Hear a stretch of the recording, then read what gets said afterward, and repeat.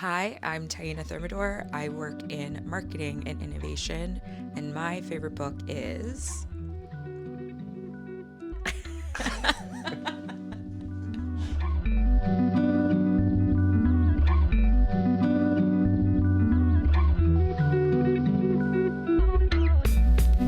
Good morning, Taina. Good morning, Lucas. How are you?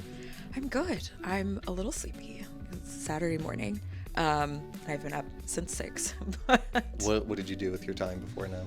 I went for a long dog walk and by the Parthenon, which was a great. You got in your car this morning and went out for a dog walk. Yeah, my neighborhood isn't the best dog walking. There's a lot of construction happening, so I tend to drive to a park and take her for a walk every day, especially on weekends because it's been really nice out, perfect transition spring weather. So yeah, I went to the park, and it's also, I have a German Shepherd and she just kind of needs a sniff, so taking her to a park and put her on a long leash and she can run around, find a stick, toss it, and then she's good to go for the day. Nice. Yeah. So how long have you been in Nashville? 5 years in July. Is this your first time in the downtown library? It is, which It's is cool, so isn't weird. it? It's an amazing space. It's great. I haven't been in the stacks of a library in a really long time. We were talking earlier about the smell. Yes, it of smells so books. good in here. Actually, I made a candle at Golden Slipper because I have a candle making workshop, and my candle was old books and leather. Have you used it yet? Yeah. Is that part really of a reading ritual? Do you sit down, light your... Yeah, actually, yes. Probably not consciously, but I kind of do set the mood for a reading moment with a book, some tea, or I have a balcony off my bedroom, and I'll sit and read in a chair on there. Nice. Yeah, it tends to be I'm going to make this as relaxing as possible kind of moment. Well, tell us more about you as a reader. What kind of reader are you? Ooh, I'm definitely a mood reader. I tend to read at least one of the popular books of the moment, and just to kind of kickstart reading. Mm-hmm. And then if a book is really heavy, I kind of need to pivot so that I keep up the book reading momentum. So I tend to I'll read a heavier book. I just read The God of the Woods, which was a great kind of 1970s kids at camp, one of them goes missing kind of book. And then I was I feel I need a fluffy romance after this just to keep up reading, otherwise I'll stop and decompress and then not pick up a book again for a long time. It's interesting because it sounds like you use happy books to supplement what you really want to read, which is darker, heavier books. Yeah. Yes. So what is that? Why do you think you're drawn to that type of story? That type of story, I think those books tend to be really well written. I don't know, there's again, that book God of the Woods that I just read, it was it switched perspectives throughout the book, and you stayed in it even though it jumped from person to person. And afterward it was it'd be watching a documentary and then not needing something, you just watch Dahmer and you're suddenly you need to watch New Girl after. Exactly, so you can go to sleep. Exactly. Yeah. It's oh, that was heavy, and I loved it. Yeah. But at the same time, I need something that feels joyful, candy, at the end of a meal, or a dessert bite or something. That's kind of how I switch back and forth. A little amuse-bouche. Yes, at the end, just a little treat between books. That's interesting. Yeah. And so you brought up shows, Dahmer. Talk about storytelling in books versus TV or movies. Yeah, I've always been I have to read the book first person. Mainly because I think there's something really lovely about building the world, building your version of the world as you ingest it on paper, versus getting someone feeding it to you. First time you saw Harry Potter, I was oh, I didn't know that's how you said Hermione. For example, I was Hermione, right? Got it. But I think there's something too that's really special about play in that version, reading as play, versus again ingesting someone else's version of play, which is what I think film and TV tends to be. I don't hate it. There's been great adaptations and stuff, but I've always been what do I think this is, and then how did someone else build it? Do you remember a specific instance, either a character or a scene or a world that just pissed you off, where you saw it in the film and you're like, that's not how this should be. This is not what I envisioned. That's a great question. I've never thought about that, actually. Or on the flip side, anything that you said, oh my gosh, this is such a wonderful realization of the vision. Actually, the one that comes to mind is One Day. I think it's David Nichols is the author of the book, and there was a movie that came out like shortly after, and then they just remade it into a TV show. The movie version did not meet my expectations of the book, but the show version did. And I think it's mainly because the movie itself is more episodic. Like, the concept of it is it follows these two friends on one day, the same day every year, like throughout their lives and their relationship.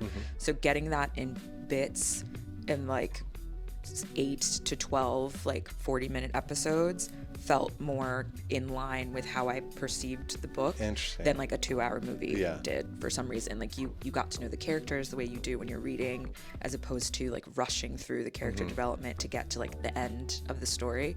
So it wasn't so much like I saw it and it didn't work. It was just getting the option to digest it in a different way. I was like, oh, this is more how I imagined it when I read it. Well, adaptations aside, I want to hear what your favorite book is, or a book that's been impactful in your life. Yeah. You gave me the heads up about this question, so I thought about it. But I read this book, I think it was probably 10 years ago now. It's been a bit since I read it, but it's called Makeda, by this author, Randall Robinson, who didn't write very many novels. He was like a sociologist, mostly. But the book was a weird blend of like historical fiction and is this fiction at the end of the day. So it takes place in like the civil rights South, and it's about a guy in a grad program who's like studying like African American studies, or kind of learning more about like diasporic like culture. And he has a grandmother that's blind, and she has been blind her whole life, but she has these really vivid dreams of past lives that she's lived. And as he's going through the coursework of his program, he starts to realize that his grandma's stories and dreams are things he's reading about as tied back to like where they think they're from in Africa. So it kind of, he ends up going and kind of digesting like Makeda as an African princess or queen in lore. And it's kind of this story that kind of like, as someone of like African descent through the diaspora, you're kind of like, are these stories she's dreaming about real? And should I be investigating them in the way that he's investigating them? And like, it starts to kind of grapple with the reality that as a descendant of like the slave trade in some way, you don't know if the stories are real, or you're really disconnected from them. And I think the reason it stuck with me is I was reading it, and it mentions Haiti, and I was born there. And there's an artist in the book that's mentioned, and I remember asking my dad, I was like, do you know if this artist is real? And he was like, I don't know, your mom would have known that stuff because she was a gallerist like in Haiti for a long time. And I was like, one, didn't know that, and also like it again pinged the like, is this whole book true, like kind of vibe. And it just made me more curious about like, oh, I should like learn more about these stories and like the depth of knowledge we do or don't have about them, and just explore that truth. And I think more people have done that since. Like, there's a couple of series that just dissect that, like Finding Your Roots or things like that, of like, do you know your history actually? And like, what about your history don't you know? And would you like to know? And be curious about it. And it was packaged in this like historical fiction novel that I was like, this is breaking my brain a little bit, that I've never read a book and been like, I should investigate this further and see how true it is, especially if it's under the banner of this is not necessarily true. Yeah. So it was just a really like mind-breaking in a good way book. Interesting. So my first question, the first thing that came to mind when you were talking about the book was, did you have those dreams?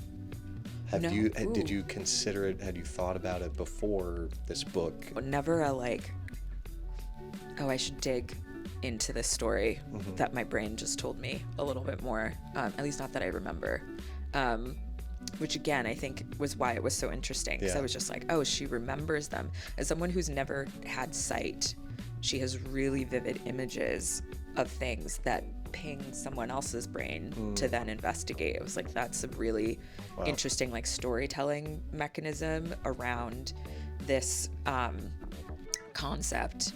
And also, like, if you read more about the author, like, he was always investigating that kind of thing. Like, he self-exiled from America because he was just like, don't love this, and like was really involved in the storytelling around like the coup d'etat of Aristide in Haiti, and like died in St. Martin because he didn't want to live in America. Like, it was just a lot of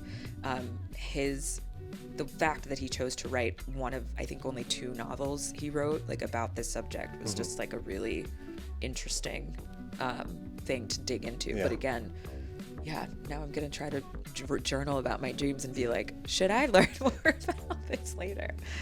Well, so cool that a book drove you to more action. What did you learn in the follow-up? Honestly, that some of those stories are just like the folklore around kind of like these queens in certain tribes, and just the through line of certain cultural things that have kind of shown up here, and how connected they are to, you know, traditions or stories or folk tales and things like that. I think to investigate them more, like we were talking about this the other day, just like food tradition and how connected food is to traditions of like the past and things like that. And I think it's just made me just inherently more curious to be like, where does this come from? Like, is there a story behind this story? Or is it just someone's brain? And the answer tends to be, there's probably something else there. And if you're curious, like dig into it, because there's people tell stories for a reason, and I think that book is probably what like cracked that idea open for me. That's so cool. Interesting, the kind of unreliable narrator. When you think about history is told by the victors, and a lot of time history is told by the oppressors. So thinking about how the real story, where does that come from? What sources can you go to get the real story of what actually happened? That was honestly another facet of the book, was that like there's nowhere to go to check if the stories are real when it comes to this specific story, where it's like a lot of those stories were erased like very intentionally, and your connection to them has kind of been removed again very intentionally. So like, even if you were to investigate further, like those resources, do they exist? Are they reliable? Like, and I think that there's just a lot of that wrapped up in it, that I think just makes it really interesting, because you're kind of like, oh, I actually don't know where to go to find out more about this story. And should I be curious about that also? Like the fact that I can't find it, and why can't I find it? And it was just it was like an onion of like trying to unpack this story that again was just a novel I picked up one day. So it was I'm kind of thinking of just like going back and rereading it and seeing like, oh, does it feel the same way to revisit it? But so feel the same way to revisit it. In reading it, was it uplifting? Were these stories depressing as hell? I mean, was it dark? Like, did you need to go read a rom-com after this? No, was it inspiring? It was more inspiring than not. I think the book itself was so well written, and also like the story itself, I don't know, just the notion of like a blind elderly woman having this really lovely experience of these dreams. I think it made it inherently positive. As opposed to being like, oh, this is such a bummer that like I don't know if these stories are real. Instead, it was like, wow, I'm so curious just as to whether or not these stories are real. And it pivoted like what could be taken as a really depressing, sad thing, like because inherently you're talking about enslavement, but I was like, you're connected to a really deep and rich storytelling tradition, and there's something really lovely about that, and you can dig into those stories more. And that, again, as someone who's just always looking for something else to read, I was like, I love this for me. Like, was kind of my takeaway, because it's just like giving me more ammo to go hunting for more stories at the end of the day. That's awesome. Yeah. That's awesome. Yeah. Well, thank you for sharing it. And as you find those new sources, let us know. Yeah. And we'll share them. Yeah. That sounds incredible. Yeah. We'll keep you posted as I do reread that book and then do more digging. Love it. Well, thank you. Of course. Appreciate it. Yeah. I loved this. This was fun.